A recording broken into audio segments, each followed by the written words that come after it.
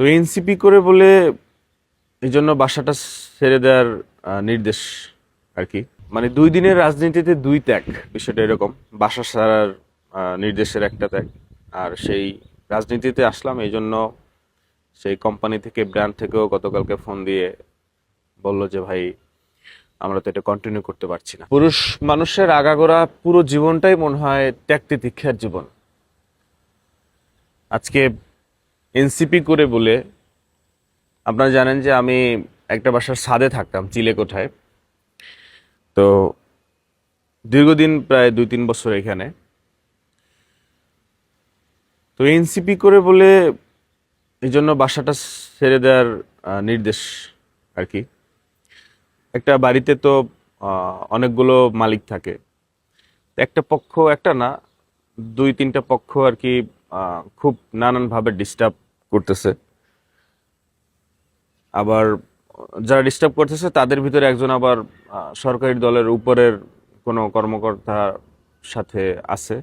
তো তার ভাতিজা না কিরকম যেন আর কি। তো ওই পাওয়ারটাও আছে সরকারি দলে থাকলে, যেটা হয় আর কি, পাওয়ার না দেখালেও পাওয়ার আইসা পড়ে। আর ব্যাপার হচ্ছে যে আমি একটা কোম্পানিতে হচ্ছে ব্র্যান্ড অ্যাম্বাসেডর ছিলাম। একদম মানে 300 টাকার স্ট্যাম্পে সাইন করা, 1 বছরের জন্য চুক্তিবদ্ধ ছিলাম। তো মানে 2 দিনের রাজনীতিতে 2 ত্যাগ, বিষয়টা এরকম। বাসা ছাড়ার নির্দেশের একটা ত্যাগ। আর সেই রাজনীতিতে আসলাম এই জন্য সেই কোম্পানি থেকে, ব্র্যান্ড থেকেও গতকালকে ফোন দিয়ে বলল যে ভাই আমরা তো এটা কন্টিনিউ করতে পারছি না। তো ওই মানে ব্র্যান্ড থেকে যেই আমি মানে আমার স্যালারিটা পেতাম, ভালো একটা স্যালারি পেতাম। এবং এমনও ব্যাপারটা হয়ে গেছে যে এখন তো ফেসবুক ইনকাম কম। মানে এই মাসে আমি যে ফেসবুক থেকে ইনকাম পেলাম, এটার চেয়েও ওই স্যালারিটা আমার বড় ছিল, বেশি ছিল, ভালো একটা স্যালারি ছিল। তো ওটাও ক্লোজ, মানে সরকারি দলের সাকিব আল হাসান সরকারি দলের লোক ছিল না, অনেক কোম্পানির ব্র্যান্ড অ্যাম্বাসেডর ছিল, সে প্রমোশন করতে পারছে। আসলে সরকারি দলে থাকতে পারলে অনেক সুবিধা আছে, অনেক লাভ আছে, অনেক কিছু না চাইতেও পাওয়া যায়, অনেক বাধা বিপত্তি আসতে চাইলেও আসতে পারে না।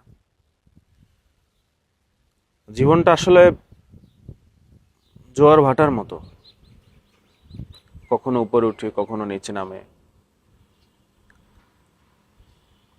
এটা অবশ্যই আমার জন্য ধাক্কা,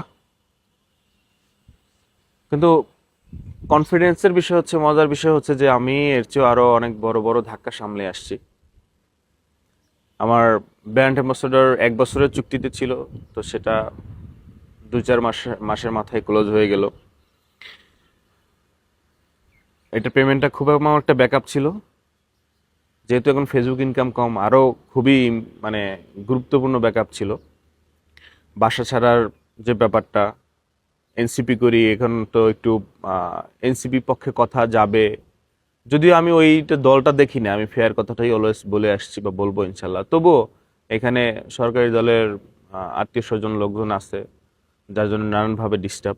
এই যে ধাক্কাটা, মজার বিষয় হচ্ছে যে এর চেয়েও বড় বড় ধাক্কা আমি সামলে আসছি।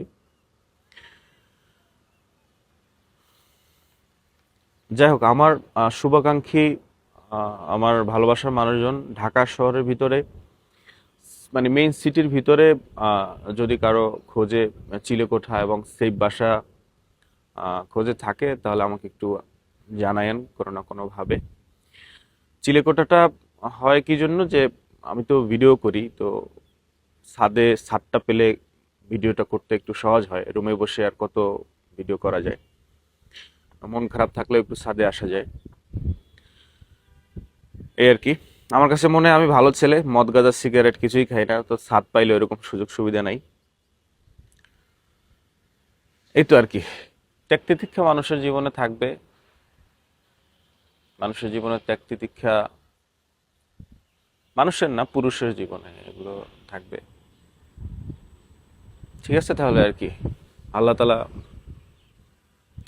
ভালো কিছু রাখছে হয়তো, ইনশাল্লাহ।